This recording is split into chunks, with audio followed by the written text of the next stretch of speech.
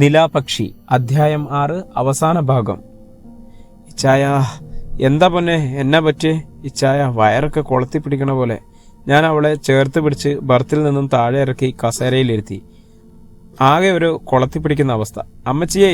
ഞാൻ വിളിച്ചപ്പോൾ തന്നെ അമ്മച്ചിയും സലോമിയും വന്നു. എന്നാടാ, എന്നാ പറ്റിയേ? അമ്മച്ചി, എന്നാന്നൊന്നും അറിയില്ല, ഇവൾക്കൊരു കൊളത്തി പിടിക്കലും വയറുവേദനയൊക്കെ. അതിനിത് 8ാം മാസം അല്ലയോ? അതേ സലോമി, എന്നാലും നീ വണ്ടി എടുക്കടാ ഡേവിയെ. സലോമി ഹോസ്പിറ്റലിൽ പോയ പേപ്പർ മുഴുവൻ കയ്യിലെടുത്തു. ജീപ്പ് പറക്കുകയാണോ എന്നറിയില്ലായിരുന്നു. ഇച്ചായ, എന്നാടി എന്ന് വിളിച്ച് അവളെ ചേർത്തിരുത്തി. വേദന കൂടി വരികയാണ്. ഒരു വിധത്തിൽ ഹോസ്പിറ്റലിലെത്തി. പരിശോധനകളൊക്കെ കഴിഞ്ഞു. ആകെ ഒരു വല്ലാത്ത അവസ്ഥ തന്നെ. അവൾക്ക് എന്തേലും ആയാ പിന്നെ ഞാനില്ല. വയ്യ, അവളില്ലാതെ വയ്യ. സാറാ ഡേവിസിന്റെ ആരാ ഉള്ളത്? ഞാനും അമ്മച്ചിയും മുന്നോട്ട് ചെന്നു. അതെ, പെട്ടെന്ന് ഡോക്ടറുടെ റൂമിലേക്ക് ചെല്ല്. ഞങ്ങൾ ഡോക്ടറുടെ റൂമിലേക്ക് ചെന്നു. പ്രശ്നം കുറച്ച് കോംപ്ലിക്കേറ്റഡ് ആണ്. ഫ്ലൂയിഡിന്റെ കുറവ് നല്ലോണം ഉണ്ട്. ഇനിയും താമസിച്ചാൽ അമ്മയ്ക്കും കുഞ്ഞിനും പ്രശ്നമാണ്. ബ്ലീഡിംഗ് ഉണ്ടായാൽ പിന്നെ നമ്മളെ കൊണ്ടൊന്നും ചെയ്യാനാവില്ല. കുഞ്ഞിന്റെ കാര്യം ഈ അവസ്ഥയിലൊന്നും പറയാനാവില്ല. 8 മാസം ആയതല്ലേ ഉള്ളൂ. കുഞ്ഞിന് ലാസ്റ്റ് 1 മണിക്കൂറായിട്ട് ഒരു അനക്കവും ഇല്ല. നിങ്ങൾ വേണ്ട തയ്യാറെടുപ്പുകളൊക്കെ ചെയ്യണം.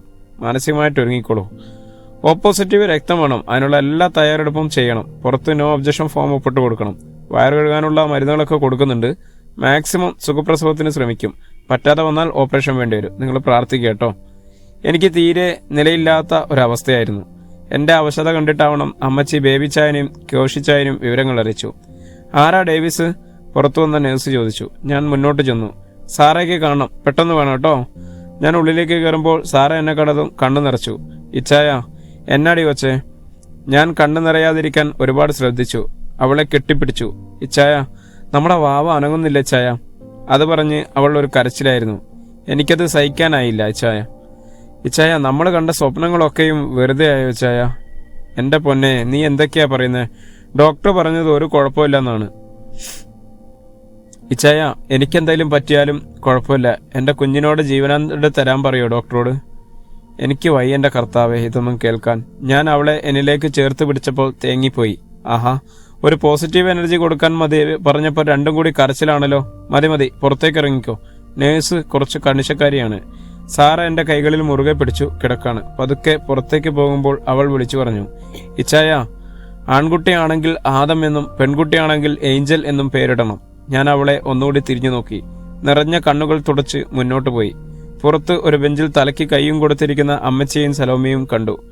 എന്നാടാ? ഒന്നുമില്ല അമ്മച്ചി എന്ന് പറഞ്ഞപ്പോൾ അറിയാതെ ഞാനൊന്ന് പൊട്ടിപ്പോയി. അമ്മച്ചിയുടെ നെഞ്ചിൽ ഒരു കൊച്ചു കുഞ്ഞിനെ പോലെ ചേർന്നിരുന്നു. സലോമിയുടെ കണ്ണുകളും നിറഞ്ഞുപോയി. ആകെ ഒരു മരവിപ്പാണ്. എന്താണ് ചെയ്യേണ്ടത് എന്നതൊന്നുപോലും അറിയുന്നില്ല. സാറയെ ഓപ്പറേഷൻ തിയേറ്ററിൽ കയറ്റി മണിക്കൂറുകൾ കഴിഞ്ഞു. ഇടയ്ക്കിടയ്ക്ക് തുറന്നടയുന്ന തിയേറ്റർ വാതിലുകൾ വല്ലാത്ത ടെൻഷനുണ്ടാക്കി. ഹോസ്പിറ്റൽ വരാന്തയിലൂടെ ഞാൻ അങ്ങോട്ടും ഇങ്ങോട്ടും നടക്കുകയായിരുന്നു. ഒരു കുഞ്ഞിന്റെ കരച്ചിൽ ഉയർന്നു കേട്ടു. അമ്മച്ചിയുടെ മുഖം സന്തോഷത്തോടെ വിടർന്നു. ഒരു നേഴ്സ് പുറത്തേക്ക് വന്നു. കയ്യിൽ ഒരു കുഞ്ഞു വാവയുണ്ടായിരുന്നു.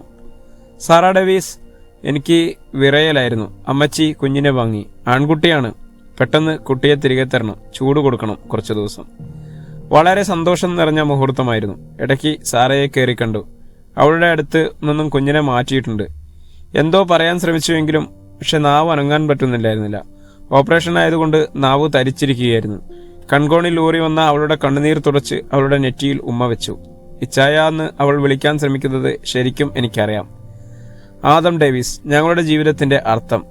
ഒരുപാട് സന്തോഷം നിറഞ്ഞ ഒന്ന്. പതിയെ സാറയെ വാർഡിലേക്ക് മാറ്റി. സലോമി കൂടെ തന്നെയുണ്ട്. കുഞ്ഞ് ഇതുവരെ കിട്ടിയിട്ടില്ല. കുഞ്ഞിന് വളർച്ചക്കുറവ് റെഡിയാവണം. തീരെ ഭാരമില്ലായിരുന്നു. ഡോക്ടർ കുഞ്ഞിന്റെ കാര്യത്തിൽ ഇപ്പോഴും ഒരാശങ്കയിൽ തന്നെയാണ്. അതിനിടയിൽ കുഞ്ഞിന്റെ ദേഹത്തുള്ള മഞ്ഞ നിറം മഞ്ഞപ്പിത്തമാണോ എന്നുള്ള സംശയം. എന്തു ചെയ്യാൻ കഴിയും?